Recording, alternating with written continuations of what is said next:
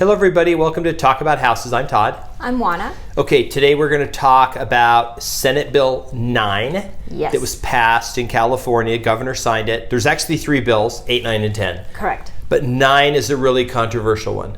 Right. So 8 and 10 are basically a continuation of previous bills from 2019 and that sort of thing. But Senate Bill 9 is what's new in the game.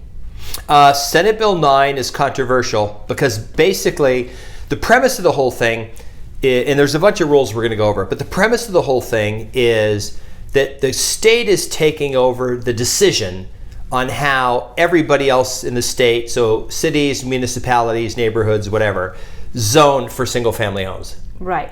So again, this is for California, and the reason we care about California is because California tends to open the door for other states to do similar things.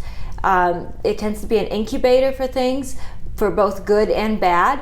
And since Nevada is a close neighbor to California, and since we have a lot of California expats here, they tend to import their California ways into Nevada. So that is a lot of the reason why we are so interested in what happens in California. So here's the problem with Senate Bill 9. So what it does is it basically says that any single family zoned house property can be subdivided into 4 lots. Correct. And it doesn't matter what your city says or what current zoning is. It basically says, you know what? We're overriding all of that. If they want to add 3 more lots and build 3 more houses, they can do that. Because we need places to put more houses. So we're going to let individual homeowners decide. But there's a problem with that because people are going to work the system. Right. So, for example, what happens in places is they will take a single-family home that maybe was built in the 40s or 50s. It's not a historical home. It's just, a cinder block post-World War II home. And it's on a good-sized lot maybe, and they'll purchase that home. They will go ahead and tear it down and then build their luxury home on half the lot and then sell the other half of the lot for beaucoup bucks in order to finance their big or luxury home on the primary lot. Now, we understand that California is saying, no, you can't tear down houses in order to do what SB 9 says, but I'm simply giving an example of somebody working the system. Yeah, so a lot of places allow that because they've said, hey, we're going to allow, the lots have to be a certain size. They're different. It's called R factor. So the bigger the R factor, just the number of residential homes that can go on an acre, right? Right. So in R1, you have 1 house on an acre, and so forth and so on. So the density of the homes is based on that. The problem is you get these beach communities where they've said, hey, you don't have to have, if you have a big lot, maybe it could be 3. And they've zoned it that way. But the problem is this is overriding all other zoning. So let's say you bought a house in a neighborhood and the houses are all on an acre. And the rules are you can only build 1 house on each acre. So you drive down the road and you have a house and you have a house and you have a house. And then some guy's got a house and he decides, you know what I'm going to do? I'm going to take my acre because where my house is built on it, maybe it's kind of on the right side. And I'm going to cut a little piece off over here. And I'm going to cut 2 more pieces off over here. And I'm going to build spec homes on them. And he can do that. And the other people will be like, wait, why do we have this house on a quarter of an acre? And 3 of them when all the other houses are on an acre. And the neighborhood looks a certain way. It has value. Nah, the state's saying, no, you can do whatever you want. Right. And something to keep in mind that this is going to have far-reaching implications. Anything from fire protection, because remember, your fire stations are built with a certain area of coverage based on population density, and then schools are the same way. So there are a lot of public services that are going to be impacted by this. So you're going to have this explosion in density, which is going to have a lot of implications that I'm not sure have been really well thought out. The other thing is, of course, you've got other things like service, like medical services and all kinds of other services that now are not simply geared for that explosion density in that area. The idea is sound from the perspective that, hey, we need more housing. Well, we get that you need more housing, but I'm not sure that this is the best way to go about it. And I didn't see anything in the bill that addressed the infrastructure difficulties that are going to naturally occur by such a dramatic increase in density. And then here's the other problem. This is not going to create more homeowners. It's going to create more investor owners. Absolutely. Meaning more owners who they own the house but they rent it out. So it doesn't really help people buy a house. No, not at all. So what's going to happen is, so let's say, for example, I've got a nice piece of land and I've got my house, and an investor comes to me and says, hey, look, how about if we go ahead and subdivide your piece of land and we put a few more houses on there? And I say, well, that's fine and lovely, but I don't have the money to do that. And the investor says, no problem, we'll just do this together. Guess what? I get thrown a little bit of cash. The investor gets to build all these homes on land that I used to own, and now these homes are either flipped by the investor to be sold, or they are turned into rentals. So it does impact the whole flavor of the neighborhood, because it changes what the homes of the neighborhood are like. And me, as the homeowner of the original lot and the original home, I do not have this access to intergenerational wealth that the bill purports will happen to me, because I'm simply thrown a bone of a few $1,000s by the investor, and guess what? I don't get to make the bulk of the money because I simply don't have the money to subdivide the land and build all these homes. There are some supposed protections that they put in. So what they didn't want is to have somebody who's in a rental house be thrown out of the house so that the house could be demolished and new homes be built. But what can happen is you could have a house that an owner was living in, and then you could basically demolish the house, build 4 houses. The owner just has to stay there for 3 years. Right. But the owner, first of all, it's not going to be tracked. The owner's going to be like, well, no, I live in one of the units. I live in unit A, and then the other 3 units are Airbnbs. I Airbnb them out, or I rent them out, right? Mm-hmm. But when I go away for the weekend, I Airbnb my place, it's my residence. Like, my mail comes there, my car's registered there, and I'm there. I just Airbnb it out when I'm not there. So people are going to, because they already do that in California. Places where they have to physically be in the house when they're Airbnb-ing it, they'll be there, and then they'll say, okay, well, that's my bedroom at the end of the hall. Just don't go in there. And, but if you need me, don't knock on my door, just call me or text me. But I'm in the house. If anybody comes and asks, I do live here, and this is my house. Not that we've ever stayed in a place where that is the case. No, I mean, but, it's like nothing like that on Russian Hill in San Francisco. Nothing at all. It's just like when they say, oh, if anybody comes to the door and asks, you're here for a month. You're here for 30 days, even though you're here for a long weekend. Just tell them 30 days so I don't get in trouble. Yes. And then, or they say, yeah, I'm supposed to be in the house, but I may stay at my girlfriend's house tonight. Yes. And in fact, they don't really live there. It's a thing they rent out. Right. So they're going to get around all these rules. But the bottom line is this. The state shouldn't be forcing municipalities and other places to just say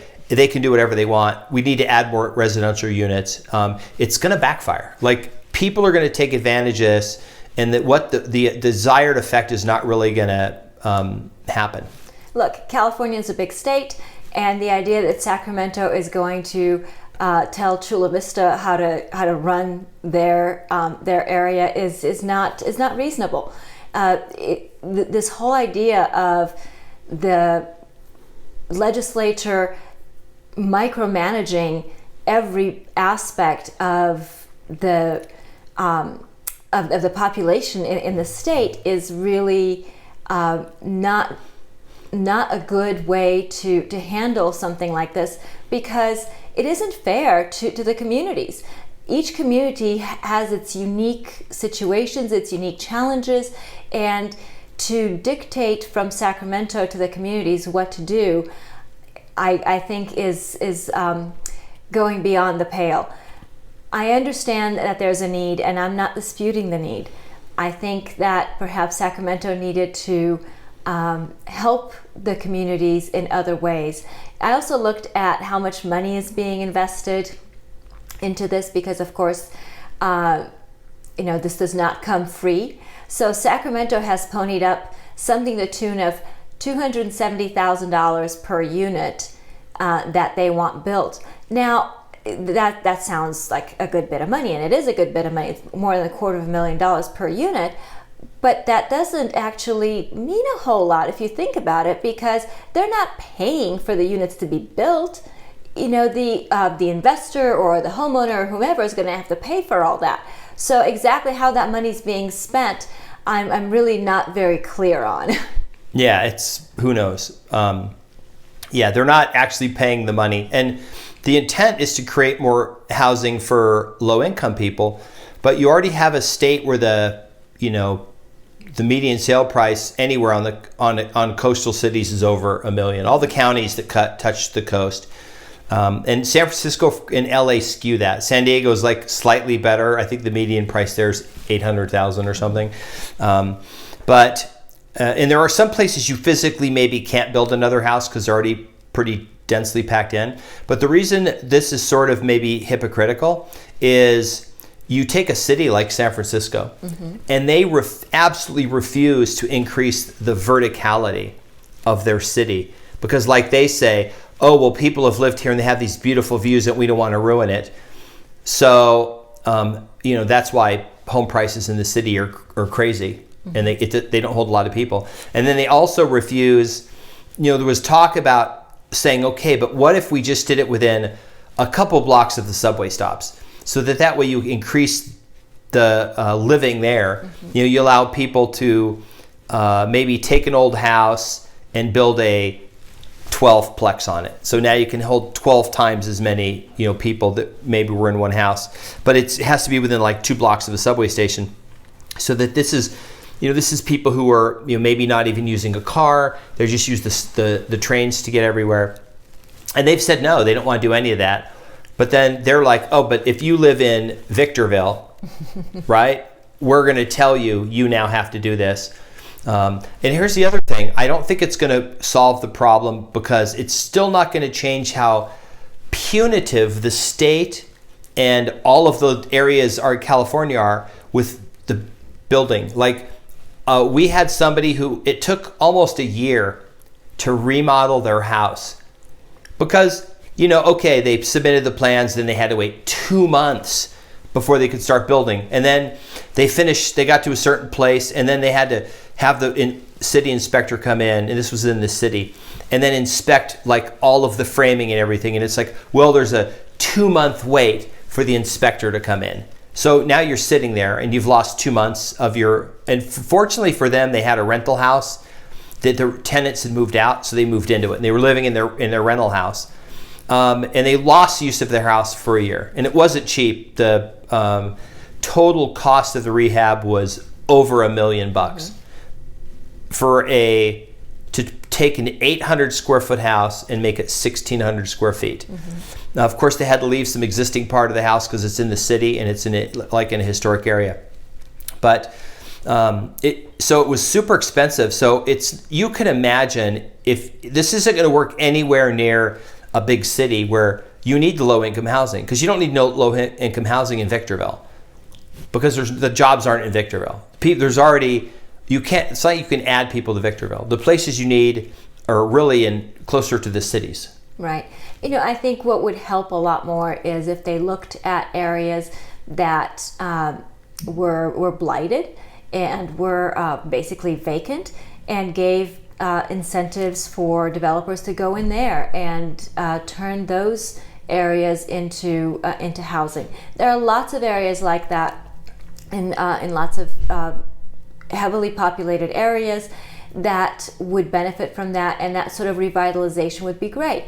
Would also encourage other businesses to go in the area and that sort of thing. And there are places like that in every city. I don't care where it is. Here in Las Vegas, we have the same thing. We have luxury high-rises that literally overlook some very dated and humble abodes, we'll put it that way.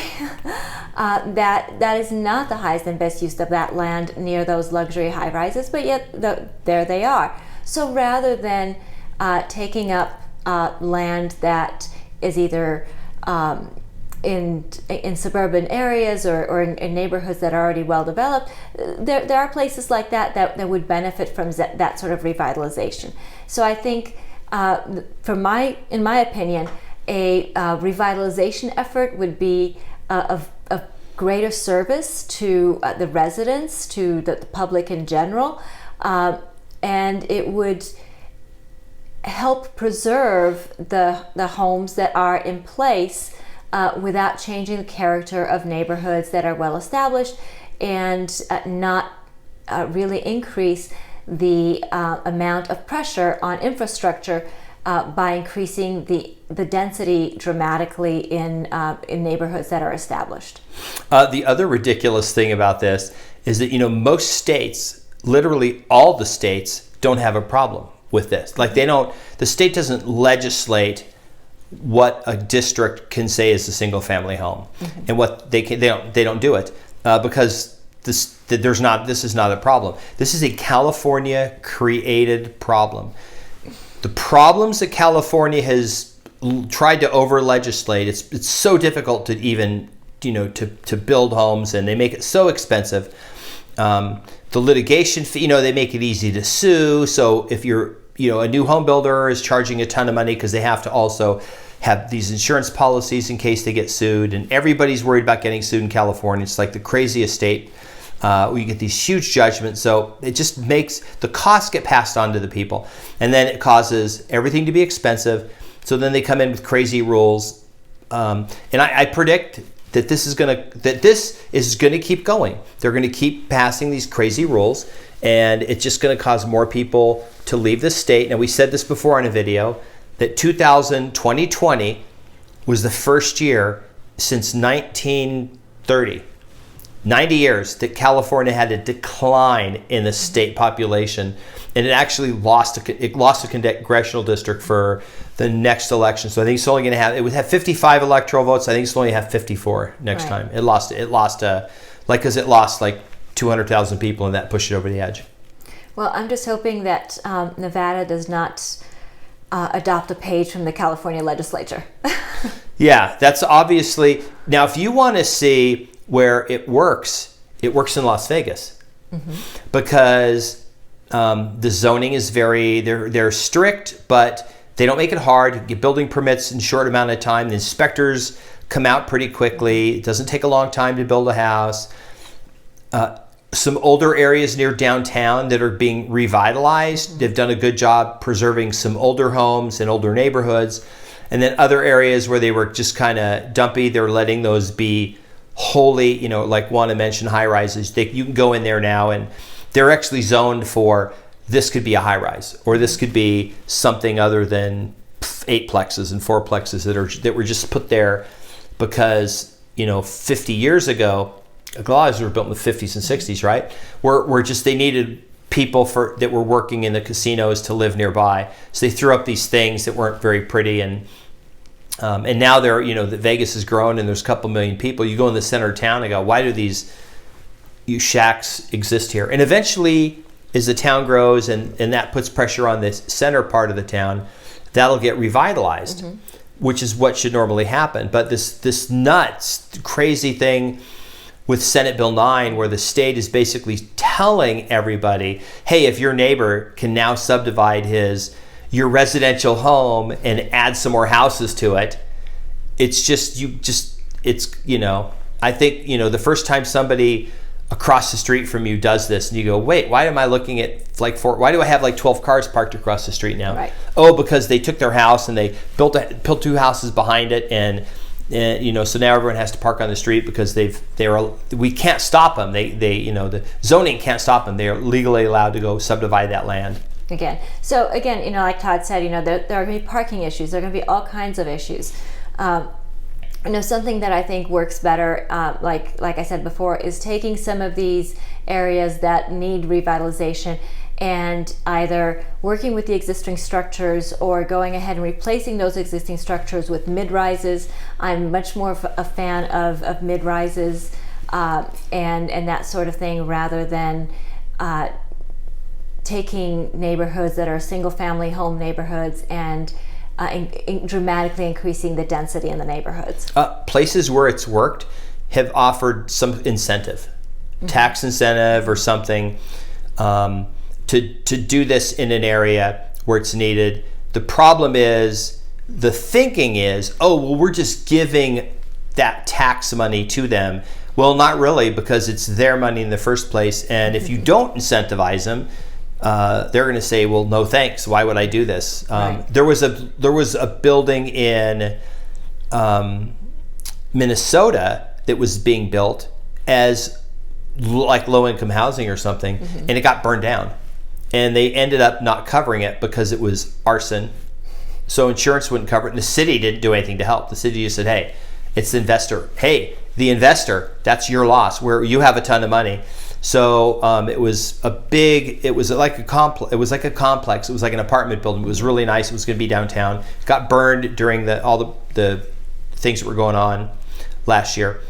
And the city just, so like, why would an investor want to go and build when the city isn't willing to incentivize and say, hey, we're going to make it easy for you to do this. And other cities have done that, but California's like doing the opposite. They're just saying, we're just going to screw with all the zoning laws. Right. So, like Todd said, Las Vegas has done some things well, and that's one of the things that Las Vegas has done well in places. There are some historical homes, and for Las Vegas, you have to understand, we're a new city. So, so for us, historical means homes that were maybe built in the 20s and 30s. Those are the oldest homes. Right. They're the absolute oldest homes. So we do have homes that were built in the 20s, 30s, maybe as late as the 40s, and they are downtown, and I don't mean by the Strip, I mean downtown by the courthouse and that sort of thing. And what Las Vegas has done is it's encouraged that to grow into what I call Lawyerville.